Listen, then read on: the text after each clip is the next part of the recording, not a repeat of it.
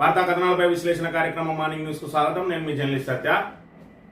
ముందుగా వార్తా కథనాలను పరిశీలించే ముందు మా మిత్రుడు కమాన్పూర్ ప్రెస్ క్లబ్ అధ్యక్షుడు నమస్తే తెలంగాణ రిపోర్టర్ సాయి శంకర్ గారు ఈరోజు తన 25వ పెళ్లి రోజు జరుపుకోబోతా ఉన్నారు. సిల్వర్ జూబ్లీ ఫంక్షన్ మరి ఈరోజు 25th యానివర్సరీ జరుపుకుంటున్నటువంటి సాయి శంకర్ దంపతులకు టీజీటీవీ పక్షాన వారికి శుభాకాంక్షలు తెలియజేస్తా ఉన్నాం. వారు ఇదే విధంగా తమ కెరీర్ను కొనసాగిస్తూ ప్రజల్లో మరి ప్రజా సమస్యలను ప్రభుత్వం దృష్టికి తీసుకురావడంలో, ప్రజల పక్షాన నిలవడంలో మరి ఇప్పుడు గతం నుంచి మరి ఆయన గత 15-20 సంవత్సరాల నుంచి ఆయన పాత్రికేయునిగా తన ప్రస్థానాన్ని కొనసాగిస్తూ ఉన్నారు. ఇదే విధంగా ప్రజా సమస్యల మీద పోరాటం చేస్తూ ప్రజా సమస్యలను ప్రభుత్వ దృష్టికి తీసుకొచ్చి ప్రజలకు అదేవిధంగా ప్రభుత్వానికి మధ్య వారధిగా ఉండి ప్రభుత్వం ద్వారా ప్రజలకు మేలు జరిగే విధంగా తన పాత్రికేయ వృత్తిని ఇదే విధంగా పారదర్శకంగా కొనసాగించాలని కోరుతూ వారికి మరొకసారి ఏదైతే 25th యానివర్సరీ సందర్భంగా శుభాకాంక్షలు తెలియజేస్తా ఉన్నాం టీవీ తరఫున.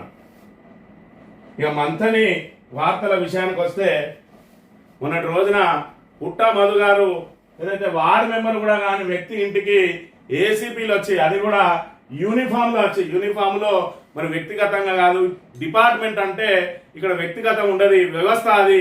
ఆ వ్యవస్థను కాంగ్రెస్ నాయకుల వద్ద మోకరిల్లవద్దు అని చెప్పి ఏదైతే మాట్లాడిండో, మరి ఇక్కడ ప్రజాప్రతినిధి కాని వ్యక్తి, కేవలం పార్టీ ప్రతినిధి వ్యక్తి ఇంటికి వెళ్ళి ఆయన మోకరిల్లడం పద్ధతి కాదు అని చెప్తే, ఆ నాయకుడు చెప్తాడు, ఆయన మాకు సంస్కారహీనంగా మాట్లాడుతా ఉన్నాడట. అతిథులు వస్తే సంప్రదించడం మరి సంప్రదాయం అట. అతిథులు వస్తే సంప్రదించడం ఏదైతే గౌరవించడం సంప్రదాయమే. మరి నీ ఇంటికి వచ్చిన ఎవరైతే పనివాడస్తే కనీసం కుర్చీ వేయవు, మరి వీల్ చైర్లో కూర్చొని ఊక్కుంటా వాళ్ళని అవమానపరుస్తూ పంపుతా ఉంటే వాళ్ళు వచ్చి బయటకు వచ్చి ఏం మాట్లాడుతుండో ఒకసారి మరి తెలుసుకోవాలి. ఈ నాయకుడు మొన్నటికి మొన్న ట్రాక్టర్ వాళ్ళు పోతే ఏం మాట్లాడినావు, రత్నాపురంలో భూముల కోసం పోతే ఏం మాట్లాడినావు, మరి ఇక్కడ బేగంపేట నుంచి ఒక కుల సంఘం వాళ్ళు వాళ్ళ గుడి కోసం వస్తే ఏం మాట్లాడినావు, ఆఖరికి పాత్రికేయ మిత్రులు దసరా సందర్భంగా వస్తే ఏం మాట్లాడినావు, ఇవన్నీ సంస్కారంగా మాట్లాడుతున్నావా, సంస్కారహీనంగా మాట్లాడుతున్నావా, కనీసం కుర్చీ వేసి వాళ్ళకు ఛాయ్ కాకుండా మంచినీళ్ళన్నా ఎవరికన్నా ఇచ్చినవా ఇప్పటి వరకు గుర్తెరగాలే. మరి ఇక్కడ అధికార మగంతో నోటికి వచ్చిన మాటలు మాట్లాడుతూ నువ్వే సంస్కారహీనంగా మాట్లాడుతా ఉన్నారు అని చెప్పి చెప్తా ఉన్నావు తిరుపతి యాదవ్. మరి ఇది నీకు పద్ధతి, మరి నేర్చుకో ఇప్పటికైనా. మరి వాళ్ళు ఉన్నమాట అంటే ఉలికెందుకో నువ్వు మరి ఇక్కడ తెలుసుకోవాలి. ఏదైతే కాంగ్రెస్ నాయకుల ఏదైతే వాళ్ళకు సంబంధించిన ఏ విధంగా ఉన్నదంటే వాళ్ళ సంస్కారం ఇక్కడ చూసుకున్నట్టయితే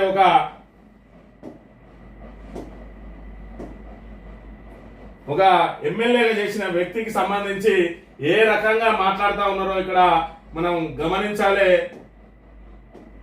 పుట్టాన్ని చెడ్డి విపుతాట, ఇది సంస్కారం. శ్రీధర్ బాబు చదువుకున్న నాయకుడు, 5 సార్లు ఎమ్మెల్యే, వాళ్ళ నాయకులకు నేర్పే సంస్కారం పుట్ట నీ చెడ్డి విప్పుతా అని చెప్పి ఇలాంటి తమ్మునైల్స్ ఇలాంటివి పెట్టుకుంటూ మరి మాట్లాడుతూ ఉంటే మరి ఇక్కడ ప్రతిపక్షంలో ఉన్న మేము చూస్తూ ఊరుకోము. నీకు పోలీసులు ఏదైతే సన్నిహితంగా ఉన్నారో, నువ్వు ఎటువంటి మీద కేసులు పెడతారు, అద్దనుల మీద ఊకుంటారు. మీరు ఎన్ని తిట్టినా, ప్రతిపక్షాలను ఎన్ని తిట్టినా మీ మీద కేసులు కావు. మీ ఇష్టం ఉన్నాడు తిట్టు, నీ విధవా అనురి, సన్నాసి అనురి.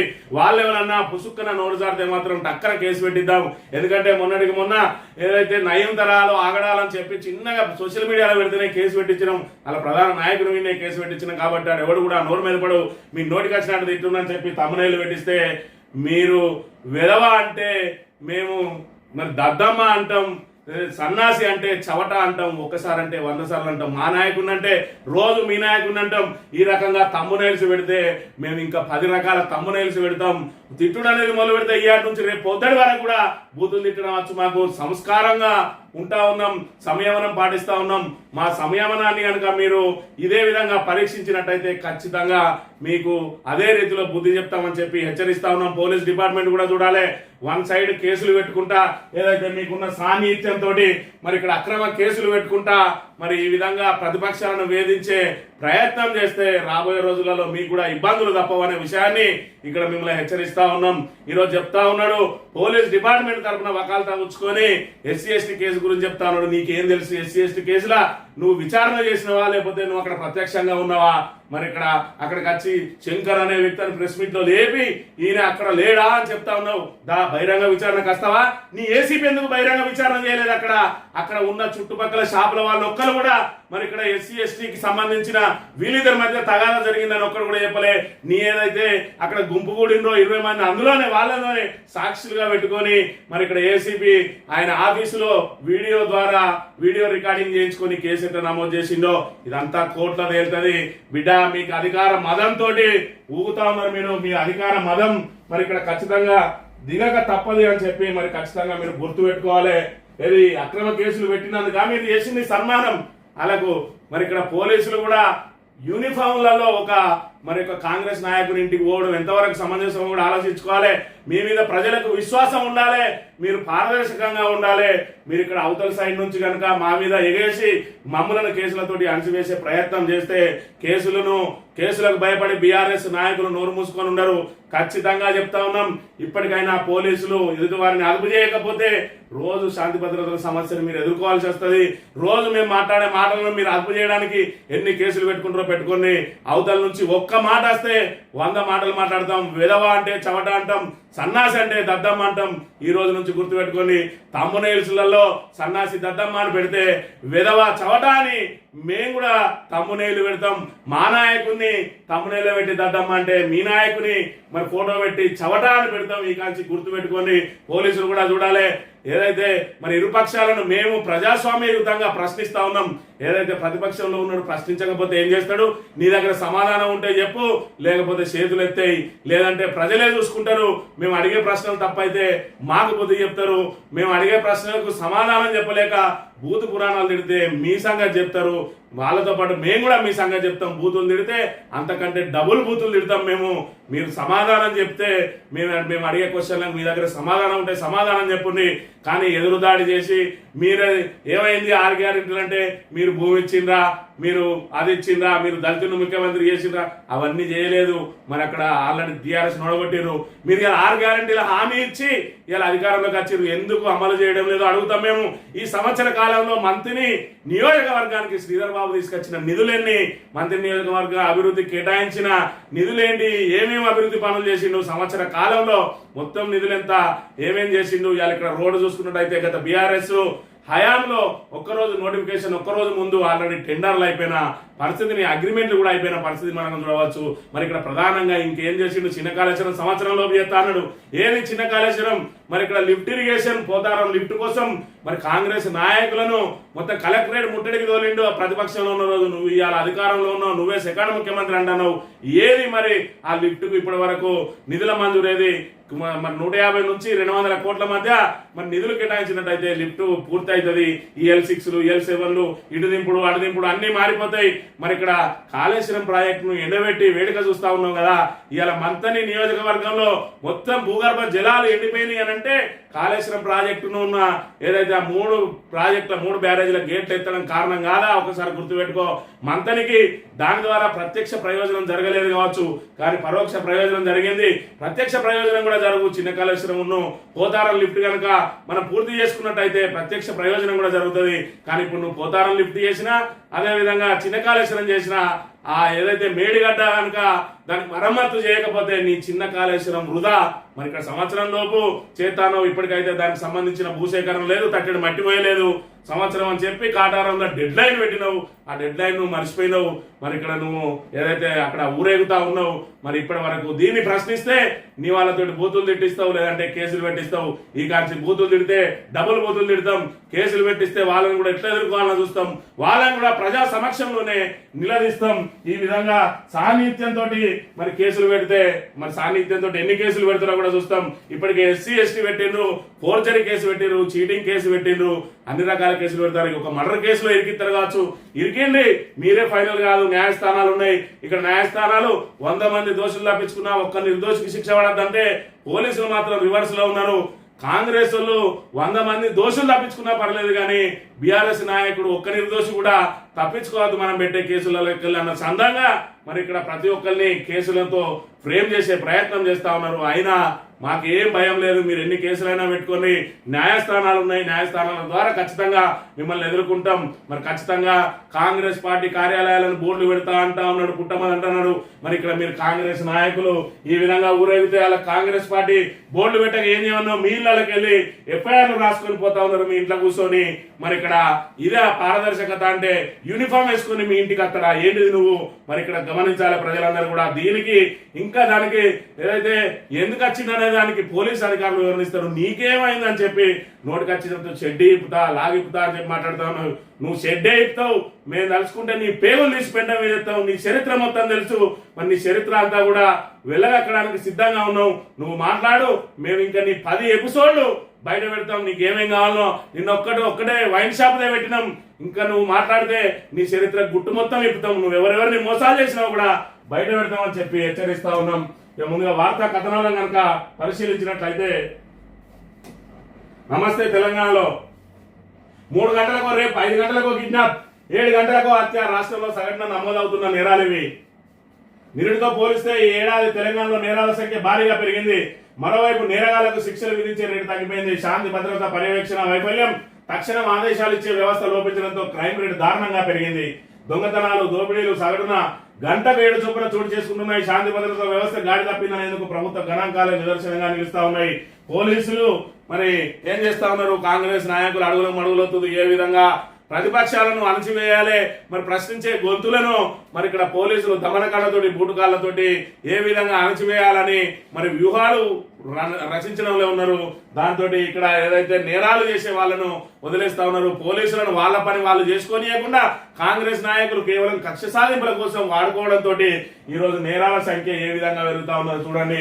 3 గంటలకు ఒక రేపట, 5 గంటలకు ఒక కిడ్నాప్, 7 గంటలకు ఒక హత్య. ఇది మన ఏదైతే తెలంగాణ తిరోగమనంలో పోతా ఉన్నదనడానికి ఇదే నిదర్శనం. మరి గతంలో చూసుకున్నట్టయితే కరోనా కష్టకాలంలో ఏ విధంగా అయితే మన రాష్ట్రం మరి అధోగతి పాలై దేశవ్యాప్తంగా మరి ఇక్కడ పూర్తిగా తిరోగమనంలో పోయి మరి అన్ని ఎక్కడి అక్కడ నిలిచిపోయినాయి, వ్యవస్థలన్నీ స్తంభించిపోతే ఈరోజు కాంగ్రెస్ వచ్చిన తర్వాత కూడా ఎక్కడి వ్యవస్థలు అక్కడ స్తంభించిపోతా ఉన్నాయి. పోలీస్ డిపార్ట్మెంట్ కేవలం కాంగ్రెస్ నాయకుల ఇళ్ల చుట్టూ తిరుక్కుంటూ వాళ్ళు పెట్టే అక్రమ కేసులకు మరి ఇక్కడ ఏదైతే సాల్వాలు కప్పించుకుంటూ తిరుగుతా ఉన్నారు. మరి ఇక్కడ కాంగ్రెస్ నాయకులు అడుగులకు మడుగులతో పోలీసు వాళ్ళు తిరుగుతా ఉంటే ఇక్కడ మరి సామాన్యులు మాత్రం శాంతి భద్రతలు కరువై, రక్షణ కరువై, ఆడపిల్లలకు భద్రత కరువై ఈ రోజు 3 గంటలకు రేపు, 5 గంటలకు కిడ్నాప్, 7 గంటలకు హత్య చోటు చేసుకుంటా ఉన్నది అని అంటే రాష్ట్రంలో శాంతి భద్రత పరిస్థితి. మరోవైపు రాష్ట్రానికి హోమ్ మినిస్టర్ లేరు. ఇలా చూసుకున్నట్టయితే ఆంధ్ర వాళ్ళు మరి ఇక్కడ స్టాండప్ కామెడీలలో కూడా మన పరువు తీస్తా ఉన్నారు. మీ హోమ్ ఎవరు, మీ డిప్యూటీ ఎవరికి తెలియదు, మా హోము, మా డిప్యూటీ, మా ఐటీ అని చెప్పి నేను స్టాండప్ కామెడీలో హుడ్డీ అనే ఒక కమేడియన్ మరి ఇక్కడ మనల పరువు తీస్తా ఉన్నారు. అంటే అంతర్జాతీయ వేదికల మీద, భారతదేశంలోని ఇతర వేదికల మీద ఇక్కడ తెలంగాణ అనేది ఆట వస్తువుగా మారింది. మనల పూర్తి స్థాయిలో అపహాస్యం చేస్తా ఉన్నారు మీ పాలనను. మరి ఇక్కడ కొండా సురేఖ మరి ఏ విధంగా భ్రష్టు పట్టించిందో వాళ్ళు చెప్తా ఉన్నారు. మీరు హైడ్రా తోటి ఏ విధంగా కూల్చేసిండ్రో రేవంత్ రెడ్డి గారు దానికి సంబంధించింది చెప్తా ఉన్నారు అని అంటే తెలంగాణ ఇవాళ ఆట వస్తువుగా మారింది, అపహాస్యం అవుతా ఉన్నది. కేసీఆర్ హయాంలో తెలంగాణలో పరిపాలన హుందాగా జరిగేది.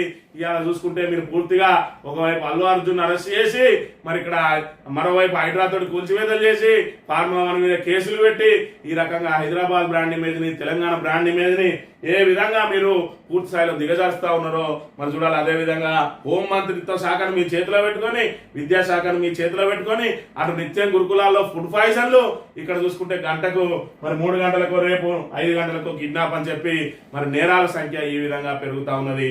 మరి ఇది ఈ రోజు తెలంగాణలో చోటు చేసుకుంటున్న పరిణామాలు.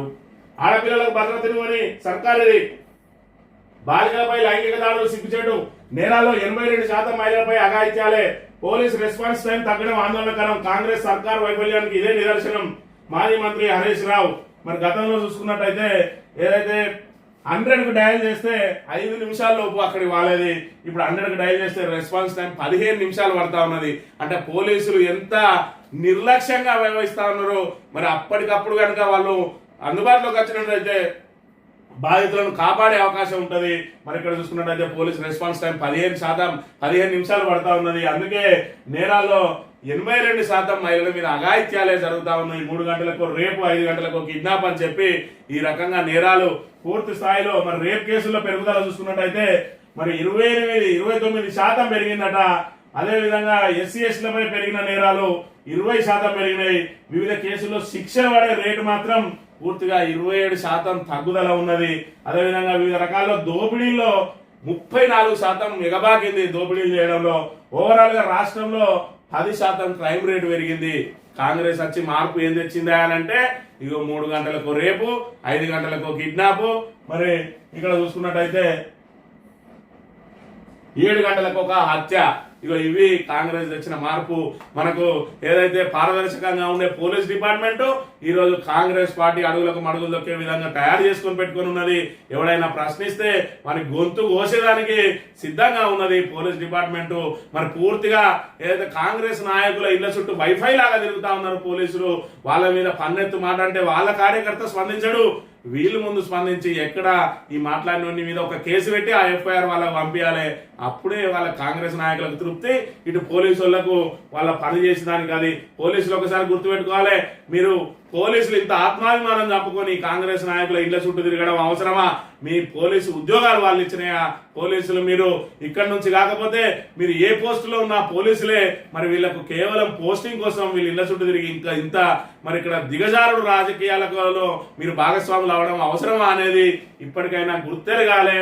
పోలీస్ అధికారులు, పై స్థాయి అధికారులే వార్డు మెంబర్ కానీ వాళ్ళ ఇంటి చుట్టూ తిరుగుతా ఉన్నారంటే ఇక కింద ఎస్ఐలు, సిఐలను ఏమైనా వశమైందో చూడాలి. కుటుంబంలో ఒక్కరికే రైతు భరోసా, రైతు బంధు 2 సీజన్లకు అందలేదు. రుణమాఫీ అడకొరగానే ముగించేశారు. బోనస్ 4వ వంతు సన్నాలకైనా దక్కలేదు. ఈ 3 సంఘటనలతో కాంగ్రెస్ చెప్తున్న మాటలకు చేతులకు పొంతన లేదని తేలిపోయింది. దీంతో సంక్రాంతి నుంచి రైతు భరోసా అని సర్కార్ చెప్తున్న రైతుల్లో ఆందోళన వ్యక్తమవుతున్నది. ఎన్ని కొర్రీలు పెడతారోనని, ఇంకెంత కోత విధిస్తారోనని వారు అనుమానాలు వ్యక్తం చేస్తున్నారు. కుటుంబంలో ఒక్కరికే రైతు భరోసా, ఇంట్లో ఎంతమంది రైతులు ఉన్నా 7 ఎకరాలకు ఇస్తారు. ఐటీ కట్టే వాళ్ళకి ఇయ్యరు, ప్రభుత్వ ఉద్యోగులకు ఇయ్యరు, సింగరేణి ఉద్యోగులకు ఇయ్యరు, అదేవిధంగా ఇంజనీర్లకు ఇయ్యరు, లాయర్లకు ఇయ్యరు, మరి ఇక్కడ ప్రజాప్రతినిధులకు ఇయ్యరు. మరి ఎవరికి ఇస్తారా అంటే సాగు చేసిన వాళ్ళని చెప్పి ఒక సర్వే తయారు చేస్తారు. దానిలో కాంగ్రెస్ నాయకులు ఎవరికి సర్టిఫై చేస్తే వాళ్ళకి ఇస్తారు. మరి ఇక్కడ ఆశ పడితే గోసపడతాం, మోసపోతే గోసపడతాం అని చెప్పి మరి ఇక్కడ కేసీఆర్ ఏం చెప్పిండు, 10,000 రూపాయలు రైతు బంధు ఏదైతే పెట్టుబడి సాయం అందించి మరి ఇక్కడ రైతులందరూ కూడా మరి దున్నదానికి ఇచ్చి సాగు విస్తీర్ణాన్ని పెరగడానికి మరి ప్రయత్నాలు చేసిండు. ఏ పథకమైనా దానిలో కొన్ని లోటుపాట్లు ఉంటాయి. ఇలా పెన్షన్లు చూసుకున్నట్టయితే ప్రతి అర్హులకే పెన్షన్లు అవుతాయా, 10%, 5% దుర్వినియోగం అవుతాయి. అయినా కూడా 90% అది వినియోగాల్లో మరి ఆ పథకం సక్సెస్ అయితే 100% సక్సెస్ అయినట్టే. ఇలా రైతు బంధు చూసుకున్నట్టయితే ఆ రైతు బంధు కారణంగా ఈరోజు పెద్ద స్థాయిలో మనకు సాగు విస్తీర్ణం పెరిగింది. దాంతో ఇవాళ అన్నదాతల జీవితాల్లో వెలుగులు నిండినాయి. వాళ్ళకు రైతు బంధుతో పాటు ఏదన్నా ప్రమాదవశాత్తు జరిగినా, నార్మల్ డెత్ జరిగినా రైతు బీమాతోటి 5 లక్షలు వాళ్ళ కుటుంబానికి భరోసా కల్పించిండు.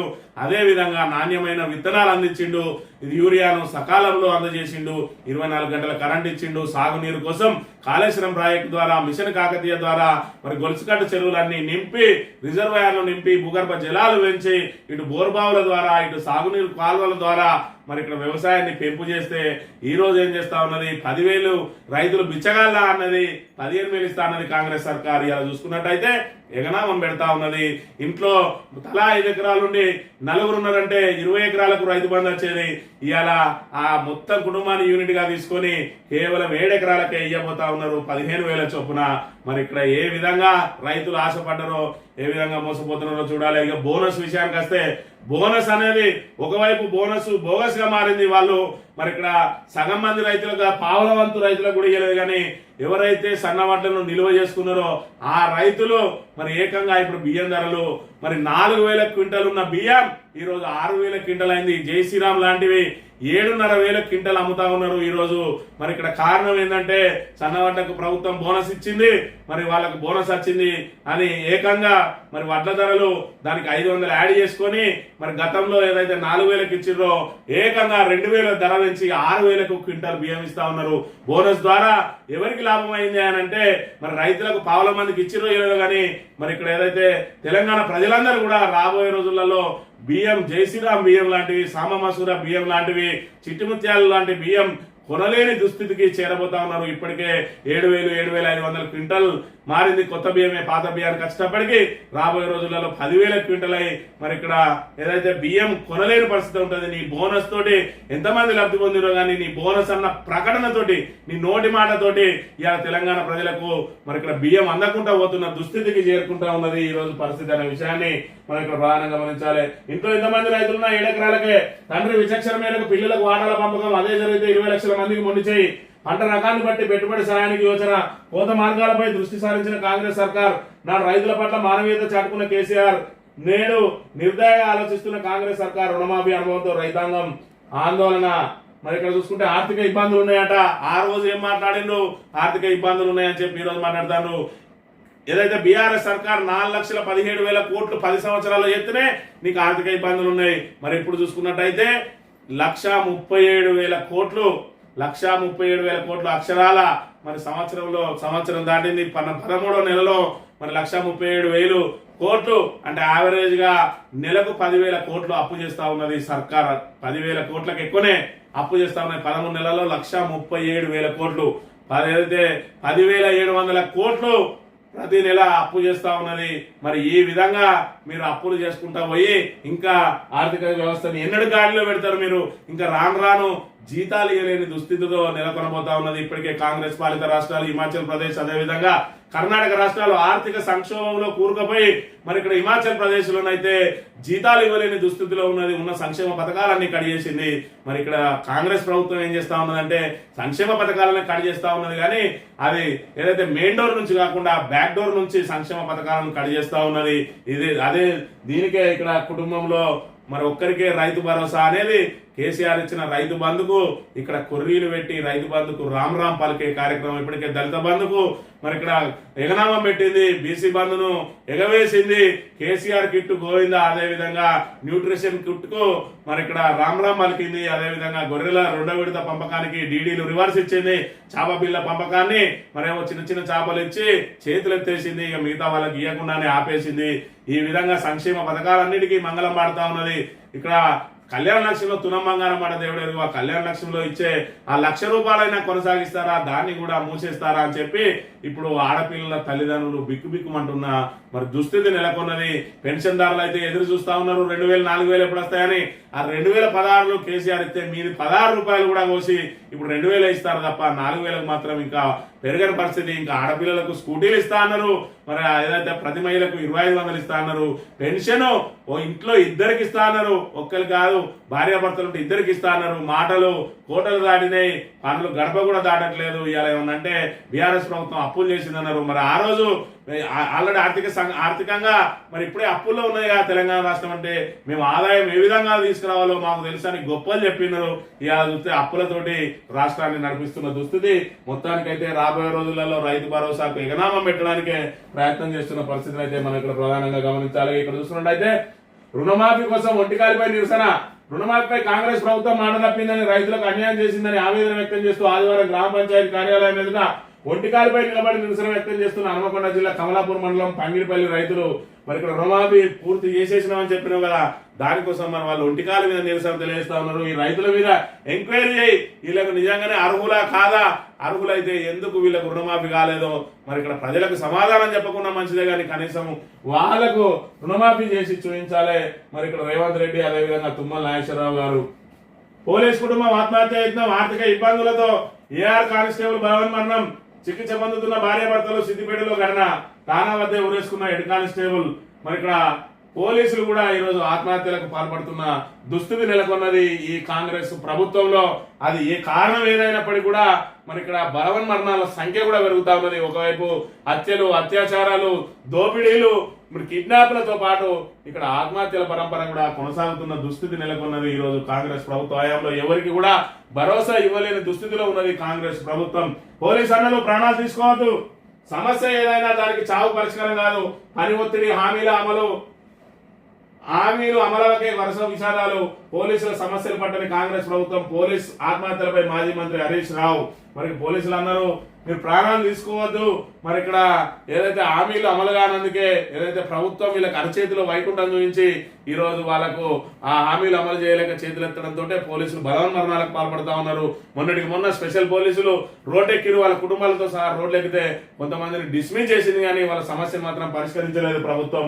మరి ఇక్కడ మీరు ఏమి కూడా మరి చావు పరిష్కారం కాదు, సమస్య ఏదైనా దానికి చావు పరిష్కారం కాదు, మరి మీరు తొందరపడద్దు అని చెప్తున్న పరిస్థితి. ఇక్కడ చూస్తున్నట్టయితే ఫార్మా గో బ్యాక్ నిలదించిన కుర్మిద్ద గ్రామ రైతులు ఫార్మాసిటీకి వ్యతిరేకంగా ర్యాలీ.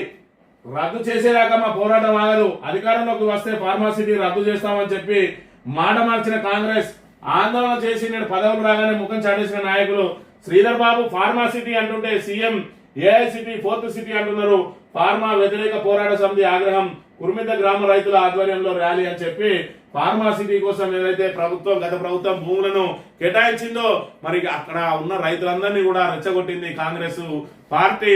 మేము అధికారంలోకి వస్తే ఫార్మాసిటీని రద్దు చేస్తామని చెప్పి వీళ్ళందరినీ రెచ్చగొట్టి గత ప్రభుత్వం మీద పోరాటం చేసింది, వాళ్ళతో ర్యాలీలు చేసింది, ధర్నాలు చేసింది, నిరసన కార్యక్రమాలు చేసింది.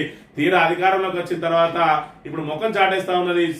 ఏదైతే మరి ఇక్కడ ముఖ్యమంత్రి ఏమో ఏఐసిటీని పెడతాం, మరి ఇక్కడ ఫోర్త్ సిటీని ఏర్పాటు చేస్తామని చెప్పి ఆ గత ప్రభుత్వం సేకరించిన 14,000 ఎకరాల్లో ఇచ్చేస్తామంటే శ్రీధర్ బాబు ఏమో మేము ఫార్మాసిటీనే కడతా ఉన్నామని చెప్పి మరి హైకోర్టుకు దానికి సంబంధించిన మరి సమాచారాన్ని అందిస్తా ఉన్నాడు. మరోవైపు ఇక్కడ ఒక లిటిగేషన్ ఉన్నది, ఏదైతే ఇప్పుడు ఫార్మా రంగం కోసం రైతుల దగ్గర నుంచి భూసేకరణ చేసిరో దాన్ని ఇతరాలకు వాడుకోవాలనుకుంటే దాన్ని మళ్ళీ భూసేకరణ చేయాలి, లేదంటే రైతులకు తిరిగి అప్పచెప్పాలి. మరి ఫార్మా కోసం సేకరించారు కాబట్టి దీన్ని ఏఐసిటీకి ఫోర్త్ సిటీకి కనుక వాడైతే మరి ఇక్కడ రైతులు పిటిషన్ వేసే అవకాశం ఉన్నాయి. కాబట్టి ఒకవైపు ఫార్మాసిటీ అని మరి ఇక్కడ కాయిదాల్లో పేర్కొంటూ ఎంతో కొంత ప్లేస్ లో ఫార్మాసిటీ పెట్టి దాని ముసుగులో మరి ఏఐసిటీ అదే విధంగా ఫోర్త్ సిటీ అని రియల్ ఎస్టేట్ వ్యాపారం నడిపించడానికి ప్రభుత్వం ప్రయత్నాలు సాగిస్తా ఉన్నది. మొత్తానికైతే రైతులు ఏదైతే మమ్మల్ని రెచ్చగొట్టినో మరి మీరు రెచ్చగొట్టిన వాళ్ళు ఇలా ముఖం చాటేసుడు కాదు, ఖచ్చితంగా ఫార్మాసిటీ రద్దయ్యే వరకు కూడా పోరాటం చేస్తామని చెప్పి వాళ్ళందరూ తిరగబడుతున్న పరిస్థితులను మనం ఇక్కడ ప్రధానంగా చూడొచ్చు. రైతు కూలీలకు పైసలేవి 20,000 రైతు కూలీలకు ఇస్తామన్న భరోసా ఏది? తొలి విడతగా ఒక్కొక్కరికి 6,000 ఇస్తామని ప్రకటన, చెప్పిన గడువు ముగిసిన ఖాతాల్లో పడని డబ్బులు ఇప్పటి వరకు కూలీలో లెక్క తీర్చిన రాష్ట్ర సర్కార్ బట్టివన్నీ ఉట్టి మాటలేనని విమర్శల వెల్లువ. మరి బట్టివే ఉట్టి మాటలు కాదు, కాంగ్రెస్ ప్రభుత్వానికే ఉట్టి మాటలు. వాళ్ళు ఏదైతే చెవులను సంతోషపెట్టి అప్పుడున్న సమస్యను డైవర్షన్ చేసి మరి డైవర్ట్ పాలిటిక్స్, తాబేదారు పత్రికలు, ఆంధ్రజ్యోతి, ఈనాడు లాంటి ఆంధ్ర పత్రికలను మరి చెప్పు చేతుల్లో పెట్టుకొని వాటి ద్వారా ప్రజలను తప్పుదోవ పట్టించి ఇక్కడ సమస్యల గండ నుంచి గట్టెక్కే ప్రయత్నమే చేస్తా ఉన్నారు. ఒక సమస్యను పక్కదారి పట్టించడానికి మరో సమస్యను సృష్టించి ఆ సమస్య ద్వారా ఈ సమస్య ద్వారా ఇంకో సమస్య ద్వారా ఇంకో సమస్యను అధిగమించే ప్రయత్నం చేస్తా ఉన్నారు తప్ప ఎక్కడ కూడా ప్రజా సమస్యలను పరిష్కరించడానికి కానీ ఇచ్చిన హామీలు నెరవేర్చడానికి కానీ వాళ్ళు ప్రయత్నం చేస్తలేరనే విషయాన్ని అయితే మనం ఇక్కడ చూడవచ్చు. కేసీఆర్ ముందు చూపుతూనే RRR, బీఆర్ఎస్ హయాంలోనే ఉత్తర భాగానికి అనుమతులు, కేవలం టెండర్లు పిలిచి గొప్పలు చెప్పుకుంటున్న రేవంత్. కేసీఆర్ ప్రభుత్వంపై మంత్రి కోమటిరెడ్డి ఆరోపణ తగదు. బీఆర్ఎస్ నేత మాజీ ఎంపీ బోయినపల్లి వినోద్ కుమార్ గారు, మరి మీరు మంత్రి కోమటిరెడ్డి గురించి మాట్లాడాల్సిన అవసరం లేదు, ఎందుకంటే కోమటిరెడ్డి బిలిబిలి మంత్రి. ఆయన ఏం మాట్లాడతారో ఆయనకి ఏం అవగాహన ఉన్నదో ప్రజలందరికీ కూడా తెలుసు. ఆయనకు మరి ఇక్కడ ఆల్రెడీ హరీష్ రావు చెప్పిండు ఆయనకు డ్రంక్ అండ్ డ్రైవ్ టెస్ట్ చేయాలని. ఆయన పొద్దుగాలు ఎత్తనే మరి సుఖపడందే ఆయన నోటి నుంచి మాట్లాడదట. ఆయన ఏం మాట్లాడతాడో కేటీఆర్ కొడుకు మంత్రి అయిన అంటాడు, కేటీఆర్ అల్లుడు మరి ఎమ్మెల్యే అయిన అంటాడు. ఆయన ఏం మాట్లాడతాడో ఆయన బిలిబిలితనం ఏదో అందరికీ తెలుసు. ఖచ్చితంగా RRR అనేది ఎవరు అవునన్నా కాదన్నా గత ప్రభుత్వం ముందు చూపుతోటి ఏర్పాటు చేసింది. దానికి సంబంధించిన మరి ఇక్కడ ప్రణాళికలన్నీ రూపొందించింది కూడా కేసీఆర్. దీన్ని ఎవరైనా ఒప్పుకోవాల్సిందే. ఇవాళ వచ్చిన ఈ ఏడాది కాలంలో కాంగ్రెస్ సర్కార్ కొత్త ప్రాజెక్టులు ఏవి తీసుకురాలేదు. కేవలం లగచర్ల భూములు లాక్కోవడానికి ప్రయత్నం, అదేవిధంగా 14,000 ఎకరాలు ఏదైతే గత ప్రభుత్వం సేకరించిందో దాన్ని ఫోర్త్ సిటీ పేరుతోటి రియల్ ఎస్టేట్ వ్యాపారం చేయడానికి ప్రయత్నిస్తున్నా తప్ప కొత్తగా ప్రజలకు ఒరిగింది ఏమీ లేదు. ఇలాంటి కొత్త ప్రాజెక్టు చేపట్టే మరి దానికి ఆ నాలెడ్జ్ కూడా లేదనే విషయాన్ని కూడా మనం గమనించవచ్చు. ఇక నాడు కరోనా, నేడు కాంగ్రెస్. రాష్ట్ర చరిత్రలో రెండోసారి ఆదాయ వృద్ధికి బ్రేకులు. 2020లో కరోనాతో 7% తగ్గిన ఆదాయం. కాంగ్రెస్ పాలనలో ఈ ఏడాది మళ్లీ అదే సీన్ రిపీట్. కేసీఆర్ పాలనలో ఏటేటా రెవెన్యూ రాబడి వృద్ధి. 9 ఏళ్లలో 2.5 రెట్లు పెరుగుదల. కాంగ్రెస్ ఏలుబడిలో తొలి ఏడాదే మైనస్లోకి, అసంబద్ధ విధానాల ఫలితంగా ఆదాయ పతనం. మరి ఇక్కడ తెలంగాణ ఏర్పడ్డ తర్వాత 60,000 కోట్ల బడ్జెట్ 2,80,000 కోట్లకు ఎగబాకింది అని అంటే రోజు రోజుకు ప్రతి ఏటా కూడా వృద్ధి చెందుకుంటా పోయినాం. మనం ఎప్పుడైతే లోటు బడ్జెట్లకు పోయినాము అని అంటే మన ఆదాయం ఎప్పుడు తగ్గిందంటే 2020లో మరి COVID-19 అని చెప్పి 19 డిసెంబర్లో స్టార్ట్ అయింది. దాని ఎఫెక్ట్ అంతా కూడా 2020 జనవరి ప్రాంతం నుంచి మరి దాని ఎఫెక్ట్ పడ్డది జనవరి ఫిబ్రవరి నుంచి. దానిలో మరి ఎక్కడ పూర్తిగా స్తంభించిపోయింది. మనం లాక్డౌన్లో పెట్టుకున్నాం, తర్వాత ఎవరు జనాలు బయటికి రాలేదు, వ్యాపారాలు రన్ కాలేదు, అన్ని వ్యాపార వర్గాలను కూడా షట్టర్లు మూసిన పరిస్థితి. ఆ సమయంలో మనకు 7% తగ్గుదల జరిగితే మళ్ళీ కాంగ్రెస్ ప్రభుత్వం వచ్చిన ఈ మొదటి ఏడాదిలో 7% ఆదాయం తగ్గింది. పెరుక్కుంటూ పోవాలన్నా తిరోగమనంలో వస్తా ఉన్నది మనది. మరి అటు పురోగమనం బంద్ అయింది, పురోగమనం బాట పట్టాల్సిన తెలంగాణ తిరోగమనం స్టార్ట్ అయింది. ఈరోజు నేరాల సంఖ్య చూసుకుంటే మరి పైకి పోతా ఉన్నది, ఆకాశాన్ని అంటుతా ఉన్నది. ఆదాయం చూసుకుంటే పాతాళానికి పోతా ఉన్నది. ఇది మన దుస్థితి అనే విషయాన్ని మరి తెలంగాణ ప్రజానీకం అంతా కూడా గమనించాలి. ఇక తెలంగాణ దినపత్రిక విషయానికి వస్తే సారు 389 రోజులు అయితే అధికారంలోకి వచ్చి మరి 1,38,117 కోట్లు అప్పు చేసిరు. మరి బీఆర్ఎస్ ప్రభుత్వం ఎంత అప్పు చేసింది 10 సంవత్సరాలలో? 4,17,000 కోట్లు. అంటే యావరేజ్ గా 41,000 కోట్లు ప్రతి సంవత్సరం చేస్తే ఇక్కడ చూసుకుంటే ఒకటే సంవత్సరంలో 1,27,000 కోట్లు. మరి ఇక్కడ 13 నెలల కష్టపడికి 1,38,117 కోట్లు రేవంత్ సర్కారు మరి ఇక్కడ చేసిన అప్పు. తాజాగా 400 ఎకరాలను ఇక్కడ తనఖా పెట్టింది. విలువైన భూములను తనఖా పెట్టి 10,000 కోట్లు తీసుకున్నది. ఇంకా 20,000 కోట్లు దాని మీద తీసుకోవడానికి సిద్ధంగా ఉన్నది. కొత్త సంక్షేమ పథకాలు లేవు, ఒక భారీ ప్రాజెక్టు నిర్మాణం లేదు. ఏడాదిలోనే 1,50,000 కోట్లకు చేరింది రాష్ట్ర అప్పు. మరి ఇక్కడ ఆందోళన వ్యక్తం చేస్తున్న ఆర్థిక నిపుణులు అని చెప్పి మళ్ళా దీనిలో 2 రకాలు ఉంటాయి, FRBM అని, నాన్ FRBM అని. మరి ఇక్కడ FRBM పరిధిలోకి వచ్చే అప్పులు ఏవైతే ఉంటాయో అవి ఖచ్చితంగా కేంద్ర ప్రభుత్వ ఆమోదంతో తీసుకోవాలి. నాన్ FRBM వచ్చినప్పటికీ ఏదైతే ఈ విధంగా భూములను తనఖా పెట్టి మరి ఇక్కడ TGCCIలకు ఏదైతే వాళ్ళకు భూములను బదలాయించి వాళ్ళ ద్వారా అప్పులు తీసుకునేవి అన్ని ఈ నాన్ FRBM కింద వస్తాయి. అదేవిధంగా గ్యారంటీ ఉంటాయి, గ్యారంటీ ఇతర ఉంటాయి. మరి ఈ రకంగా ఏ లొసుకులు ఉంటాయి ఆ లొసుకుల ద్వారా ఇప్పటికి 1,38,117 కోట్ల అప్పు తీసుకొచ్చి సర్కార్ మన నెత్తిన గుదిబండ పెట్టబోతా ఉన్నది. మరి ఇక్కడ రేవంత్ రెడ్డి ప్రభుత్వం ఈ 13 నెలల్లో ఏ కొత్త ప్రాజెక్టును చేపట్టిందో ప్రజల ముందు పెట్టాలి.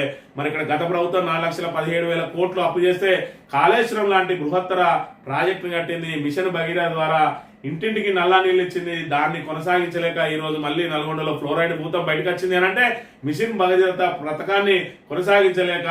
అదే విధంగా మరి నిజాం కాలం నాడు ఏదైతే పూడిక తీతలు తీసిరో అప్పటి నుంచి ఇప్పటి వరకు మరి ఇక్కడ పూడిక తీతలు లేకుండా మిషన్ ఏదైతే చెరువులు, గొలుసుకట్ట చెరువులు మూలకు పడ్డాయో వాటన్నిటిని కూడా మరి కాకతీయులు తవ్వించినటువంటి చెరువులను మళ్ళీ కేసీఆర్ మిషన్ కాకతీయ ద్వారా వాటిని పునరుద్ధరించిన పరిస్థితిని మనం ఇక్కడ ప్రధానంగా గమనించాలి. 7,000 మెగావాట్ల ఉన్నదాన్ని 22,000 మెగావాట్లకు విద్యుత్తును పెంచి ఈ రోజు 24 గంటలు నిరంతర విద్యుత్తు, వ్యవసాయ రంగంతో పాటు గృహావసరాలకు, వాణిజ్య అవసరాలకు 24 గంటల విద్యుత్ ఇస్తా ఉన్నాడు.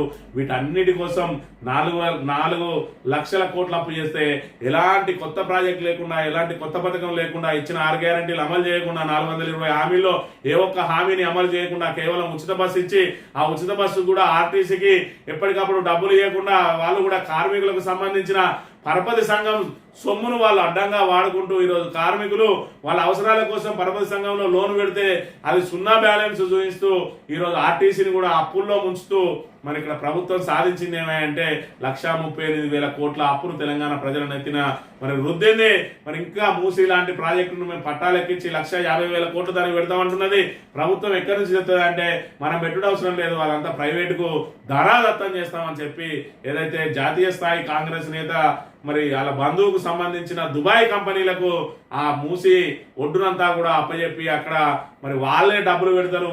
వాళ్ళు డబ్బులు పెడితే వీళ్ళు కలెక్షన్ వసూలు చేసుకునే విధంగా మరి ఇక్కడ ఏదైతే PPP అంటే ప్రభుత్వ ప్రైవేటు భాగస్వామ్యంతో అక్కడ పార్కులు, పబ్బులు, క్లబ్బులు కట్టడానికి ప్రయత్నం చేస్తా ఉన్నది. మూసి ఒడ్డున ఉన్న మరి ఏదైతే తరతరాలుగా ఉంటున్న వాళ్ళందరినీ మెడబట్టి గెంటేసి వాళ్ళను మరి రోడ్డున పడేయడానికి ప్రభుత్వం సిద్ధపడతా ఉన్నది.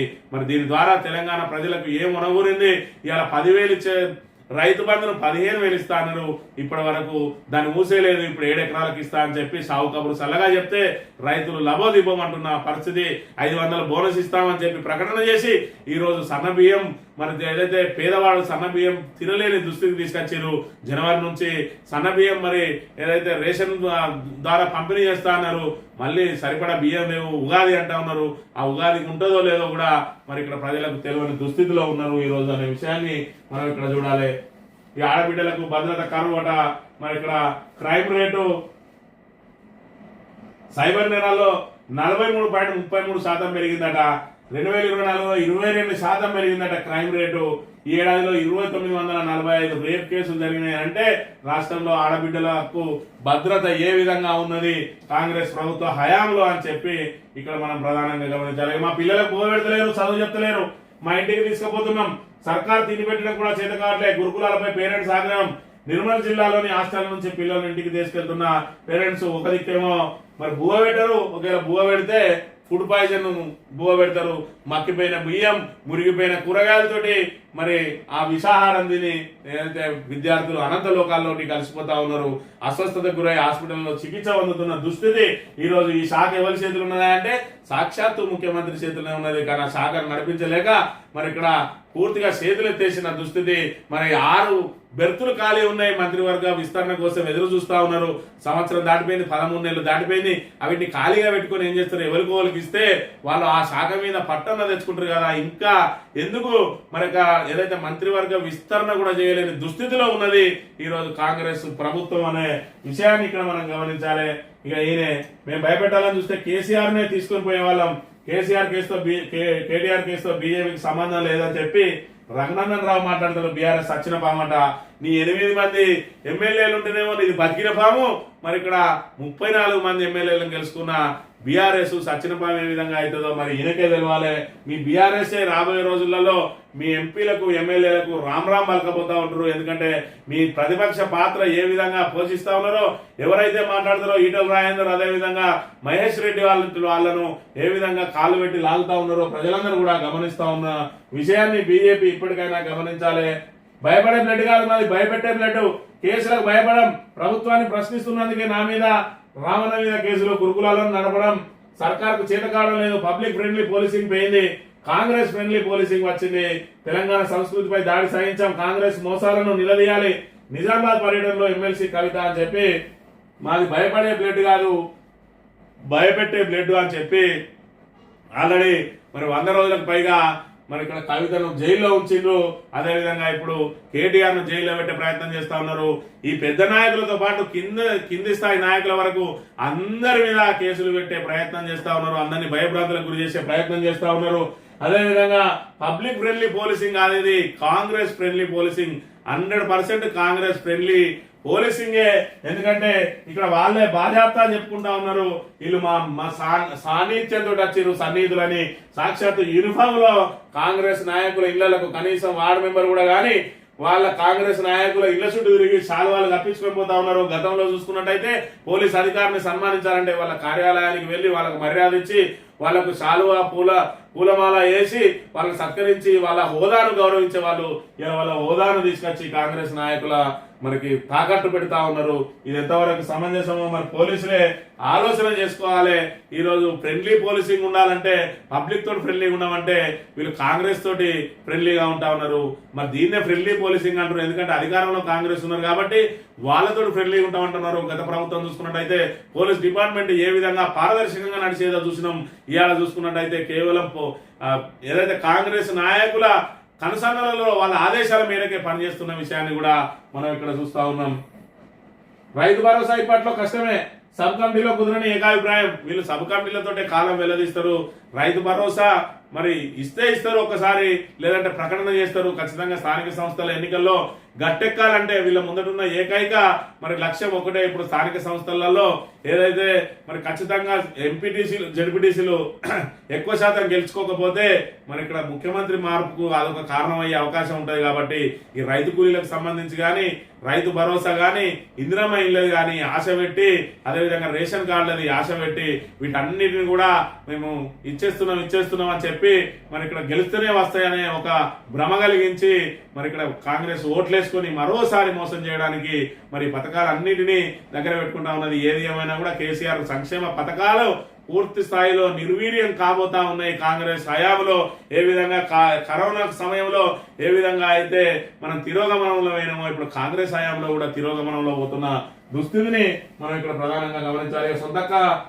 సీతక్క సొంత జిల్లాలో గిరిజనులకు అందని విద్య 4 నెలలుగా టీచర్లు ఏమైనా ఫిర్యాదు చేస్తున్నా పట్టించుకొని ఐటీడీఏ మరి ఎట్లున్న దుస్థితి. మంత్రి సొంత ఇలాకాలో గతంలో చూసుకున్నట్టయితే అక్క కెమెరాలు పట్టుకొని మరి ఇక్కడ చుట్టూ మంది మార్బలం వేసుకొని అక్కనే మోసేది. మరి చుట్టుపక్కల ఉన్న వాళ్ళు మోస్తే ఆమెకు మరి ఆమె ట్రెండింగ్ కాదు కాబట్టి చుట్టూ 50 మందిని వేసుకొని అక్క మాత్రమే నీళ్ళల్లో నెత్తిన పెట్టుకొని నడిచేది. మరి అక్క డ్రామాలన్నీ అయిపోయి చేతులకు అధికారం వచ్చింది.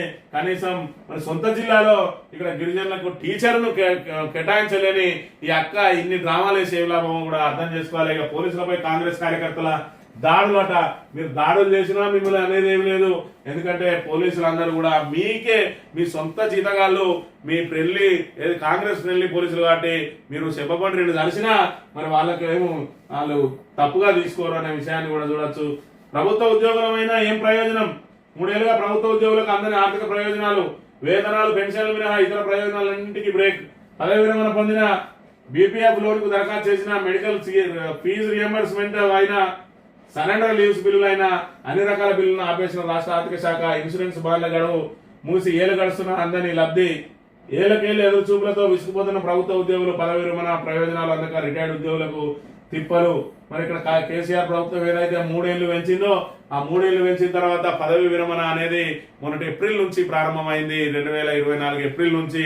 ఆ ఏప్రిల్ నుంచి మరి ఇక్కడ రిటైర్డ్ అయిన ఏ ప్రభుత్వ ఉద్యోగి కూడా ఇప్పటి వరకు ఆర్థిక ప్రయోజనాలు అందుతలేదు. కేవలం బాండ్ల రూపంలో ఇస్తా ఉన్నారు. ఆ బాండ్లు కూడా 3 సంవత్సరాలు 4 సంవత్సరాలు టైం వేసి కనీస వడ్డీ కూడా ఇవ్వకుండా కేవలం ఇప్పుడు ఎంతైతే వాళ్ళకి రాబోతా ఉన్నదో అదే బాండ్ను అక్కడ ఇస్తా ఉన్నారు. 3 ఏళ్ల తర్వాత అదే బాండ్ వాళ్ళకు అందుతుంది. మరి ఇప్పటి వరకు వాళ్ళకి రావాల్సిన ప్రయోజనాలు ఏవి కూడా అందుతలేవు.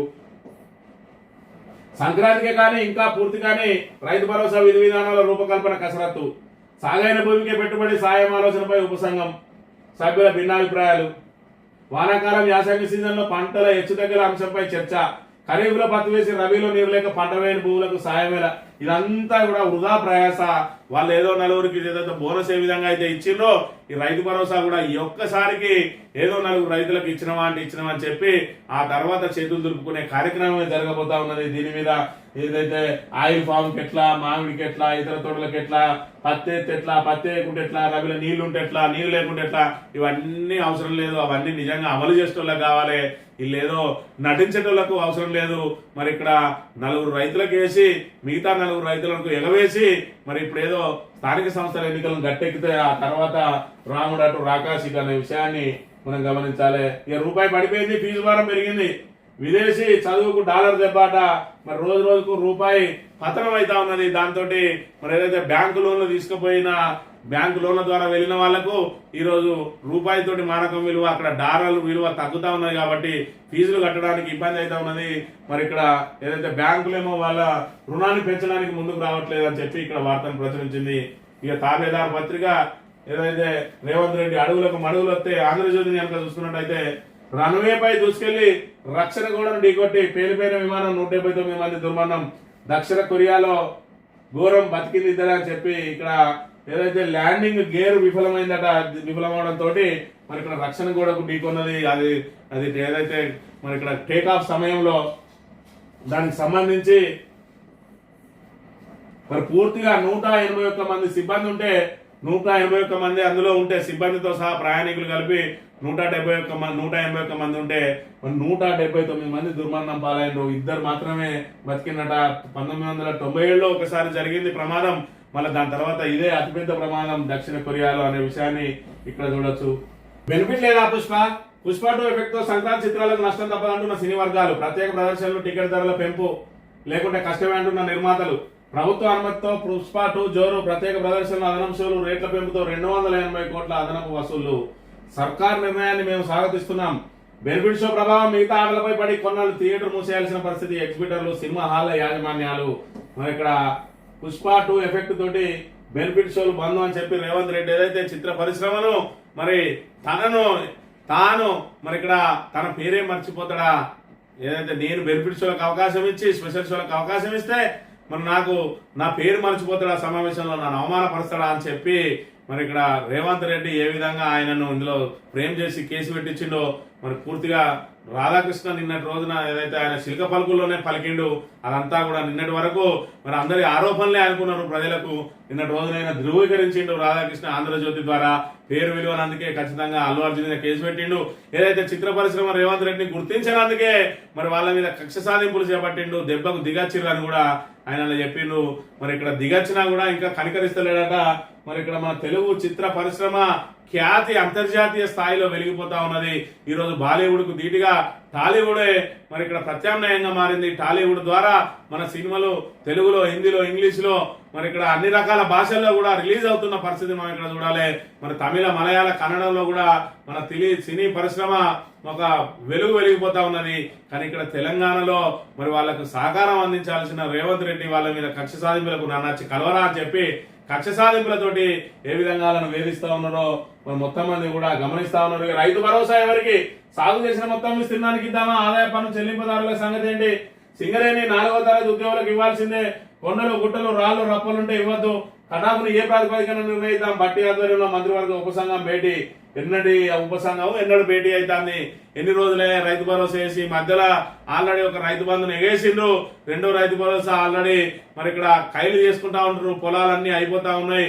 ఆల్రెడీ నారుమళ్ళు స్టార్ట్ అయినాయి. ఇంకా దాని మీద రైతు భరోసా ఎప్పుడు ఇద్దామనేది ఆల్రెడీ మధ్యలో ఒకటి వేయింది.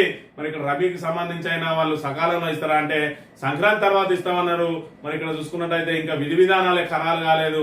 మరి ఇక్కడ సంక్రాంతికి ఖచ్చితంగా రైతు భరోసా ఇస్తారనే దాని విషయంలో కూడా ఇప్పటికి కూడా నమ్మకం లేదు. అందులో సారు బట్టి విక్రమార్క గారు మొన్ననే 28వ తేదీన ఖచ్చితంగా ఇయ్యబోతా ఉన్నాం.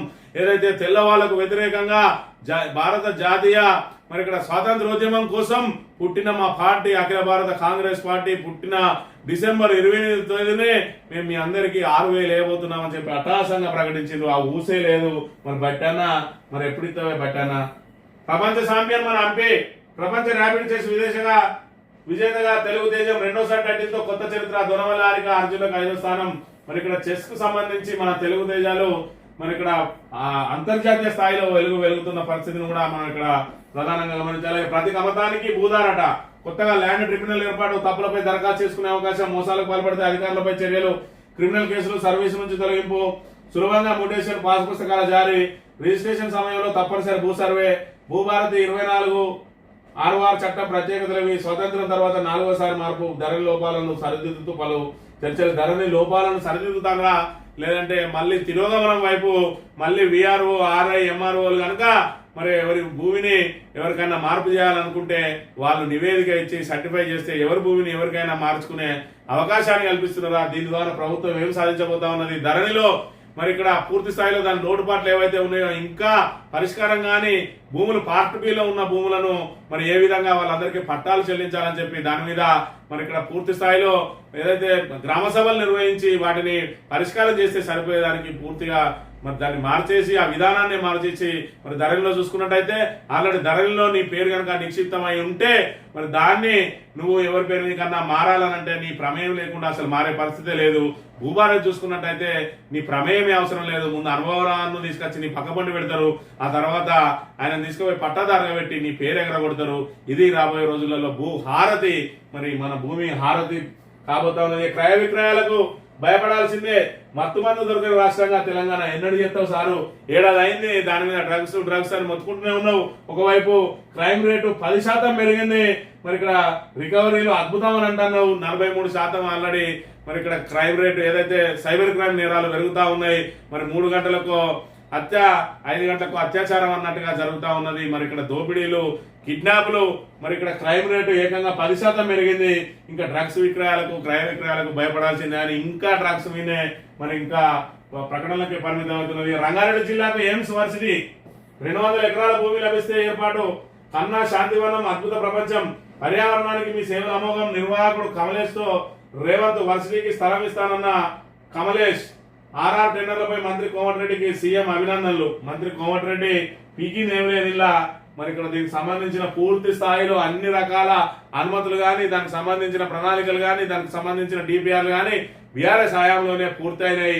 మరి ఇక్కడ కేవలం మీరు టెండర్లు పిలిచే మీకు మీరు ఒకరినొకరు అభినందించుకుంటే ఇక్కడ తెలంగాణ సమాజం మేము పిచ్చోలు కాదు, మీరు కొత్తగా పీకింది ఏమి లేదనే విషయం అయితే అందరికీ తెలుసు. ఈ అండర్ వాటర్ డ్రోన్లు 2700 కెమెరాలట, 50,000 మంది సిబ్బందితో పటిష్ట భద్రత, ప్రతి ఠాణాలో సైబర్ హెల్ప్ డెస్క్, మహాకుంభమేళాకు భారీ ఏర్పాట్లు, ప్రయాగ్రాజ్ లో 7,500 కోట్ల వ్యయం. కుంభమేళ ప్రారంభం కాబోతున్నట, పెద్ద ఎత్తున దానికి రక్షణ చర్యలు చేపడుతూ ఉన్న పరిస్థితిని మనం ఇక్కడ ప్రధానంగా గమనించాలి. చివరగా ఈనాడు దినపత్రిక కనుక చూసుకున్నట్టయితే రన్వేపై మృత్యుఘోష అని చెప్పి ఏదైతే మరి ఇక్కడ దక్షిణ కొరియాకు సంబంధించిన విమానం రక్షణ గోడను దాకి ప్రమాదానికి గురైందో దానికి సంబంధించిన వార్తను ప్రధానంగా ప్రచురించింది. రైతు భరోసా సొమ్ము ఇచ్చి తీరుతాం అంటే ఎవరు నమ్ముతలేరు, సార్లు ఇతరులను నమ్మకం ఎవరికి లేదు కాబట్టి ఇచ్చి తీరుతాం అని చెప్పి శపథాలు చేస్తా ఉన్నారు. మొన్న రుణమాఫీ కనుక ఏ విధంగా అయితే చేసిరో ఇప్పుడు స్థానిక సంస్థల ఎన్నికల్లో కూడా మరి ఎన్నికల వరకు కూడా ఇవ్వకుండా ఎన్నికల ముందు మరి హామీని ఆ దేవుని మీద ఈ దేవుని మీద ఒట్టేసి ఫిబ్రవరిలో ఎన్నికలు వస్తే మార్చిలు ఇస్తామని, మార్చిలో ఎన్నికలు వస్తే ఏప్రిల్లో ఫలానా డేట్ లోపు రైతు భరోసా ఇస్తాం, మరి యములవాడ రాజన్న సాక్షిగా, మరి కౌరవెల్లి మల్లన్న సాక్షిగా, యాదాద్రి లక్ష్మీనరసింహ సాక్షిగా అని చెప్పి మళ్ళీ ఓట్లు ఏమన్నా వేయబోతా ఉన్నారో మనం చూడాలి.